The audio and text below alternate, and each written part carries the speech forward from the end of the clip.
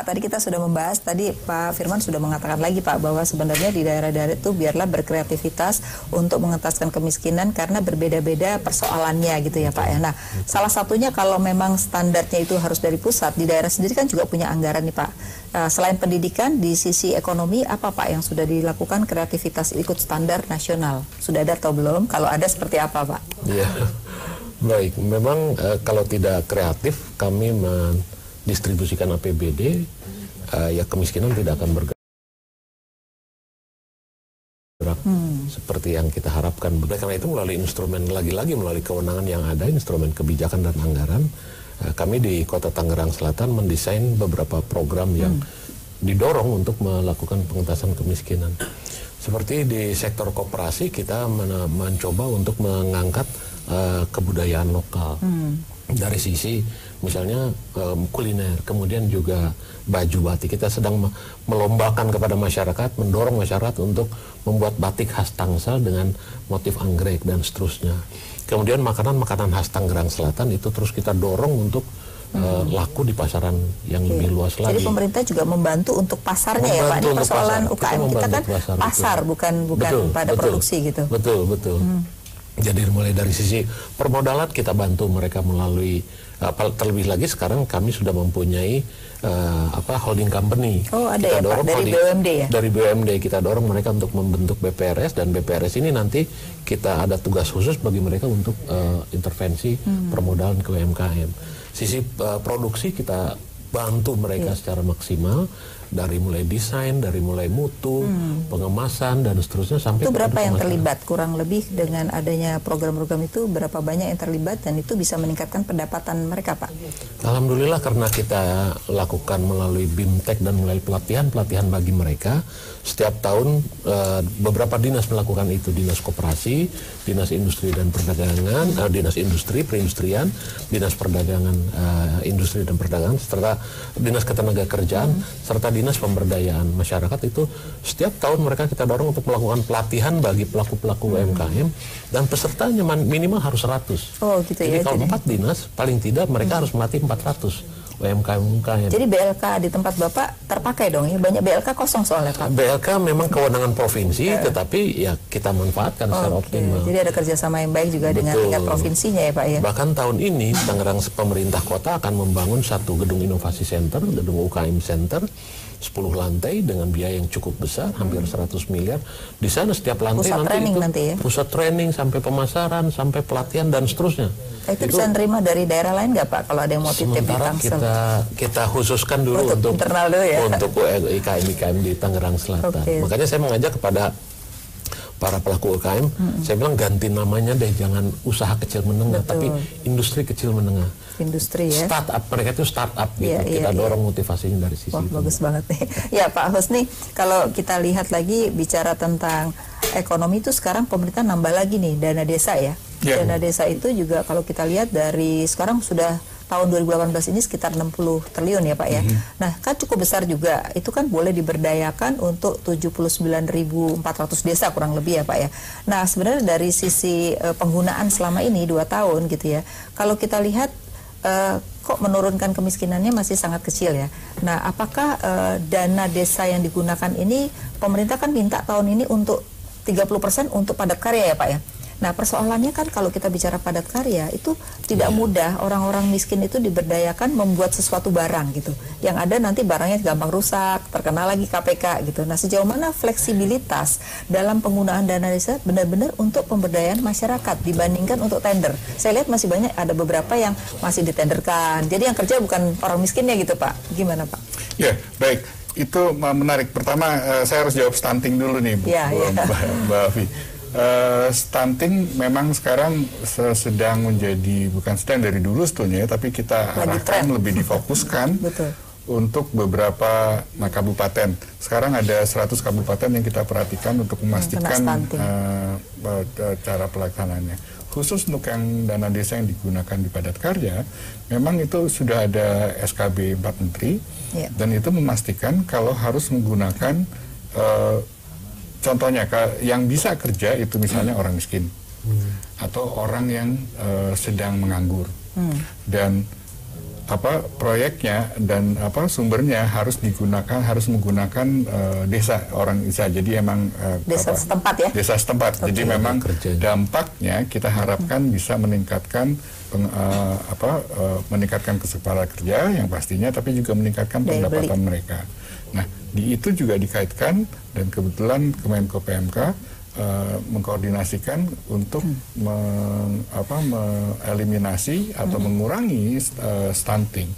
Nah, yang menarik yang saya harus bilang ini untuk kreativitas memang kita harus, dan juga dari dulu sebelumnya kita sangat mengakomodasikan kreativitas dari teman-teman daerah ya. Termasuk juga misalnya kalau misalnya dari bantuan sosial kita kasih 1.000 gitu ya, tapi misalnya Pak Ben bilang kita perlu 1.500, kita beri kesempatan untuk menambah dan datanya kita kasih. Oh, jadi by name by address tadi itu akan digunakan untuk semua kemiskinan ya Pak? Maksudnya untuk semua penyelesaian kemiskinan gitu ya? Dan itu sudah banyak, ada 200-an gitu teman-teman kabupaten kota yang menggunakan BDT. Dan kita tingkatkan kapabilitasnya. Kita undang ke Jakarta. Kita kasih tahu cara menggunakannya gimana. Gitu. Memang pemerintah pusat tidak bisa memberikan semuanya.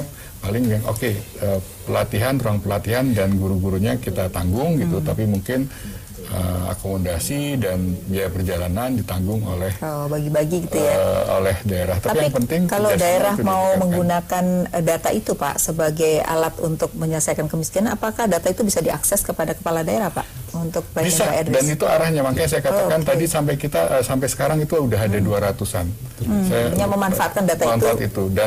Dan memang data itu banyak ya.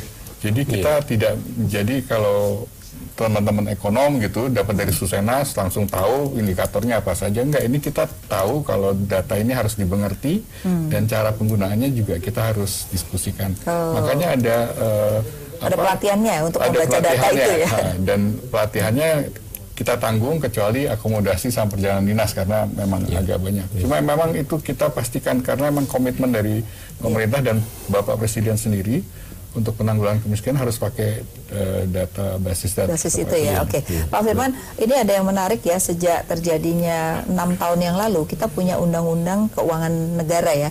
Nah, sejak undang-undang keuangan negara ini satu, kadang-kadang pengeluaran dari pemerintah terlambat ya. Yang kedua yang menarik adalah pengadaan barang ini tidak mudah. Jadi kenapa UKM yang dulunya bisa akses kepada tender pemerintah itu menjadi sulit karena juga banyak dokumen yang harus dipenuhi oleh mereka. Akibatnya yang bisa menikmati atau yang bisa ikut tender itu yang besar-besar. Akibatnya menengah kecil ini kan bisa jatuh miskin gitu, hanya gara-gara persoalan ini. Nah, kalau kita lihat prime mover di dalam anggaran pemerintah ini di beberapa provinsi maupun di beberapa kabupaten kota kan menjadi yang utama gitu, karena tidak ada swastanya, benar nggak Pak? Beda dengan Tangsel kan banyak perusahaan sehingga mereka mungkin nggak butuh APBD-nya gitu. Tapi ada di daerah-daerah tertentu yang sangat tergantung pada APBD. Nah, kalau tidak bisa diakses oleh UKM, hanya perusahaan aja, akan mematikan ini dan jadi miskin gitu. Apa pendapatnya Pak? Iya, selain sebelum ke arah sana, memang tidak atau banyak daerah kita yang sangat tergantung dari dana pusat.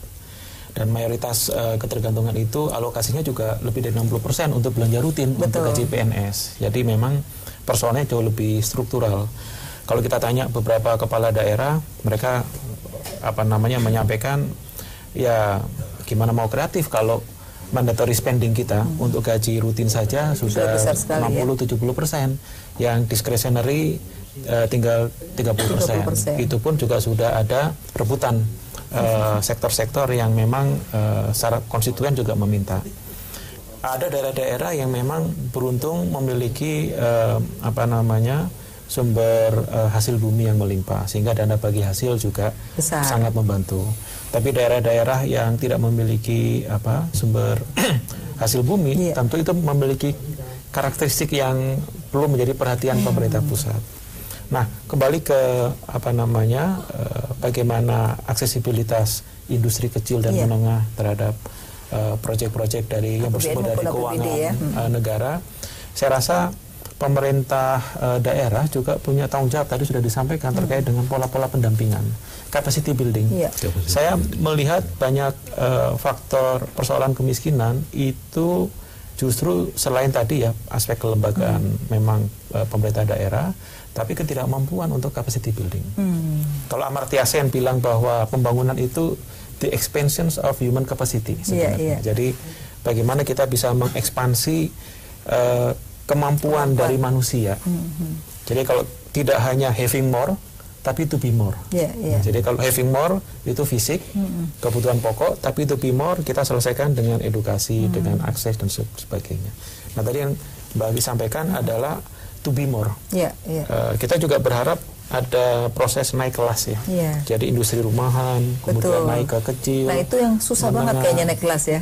Iya, jadi memang saya perhatikan juga kepala-kepala dinas di daerah itu ada daerah-daerah yang sudah champion, tapi tidak sedikit daerah-daerah yang masih belum punya solusi. Baik, Mas Firman, nanti kita akan break lagi. Nanti setelah itu kita akan bahas. Nah, Pak, tadi bisa dijawab pertanyaan Pak Firmansyah bahwa satu, bagaimana menaikkan kelas tadi.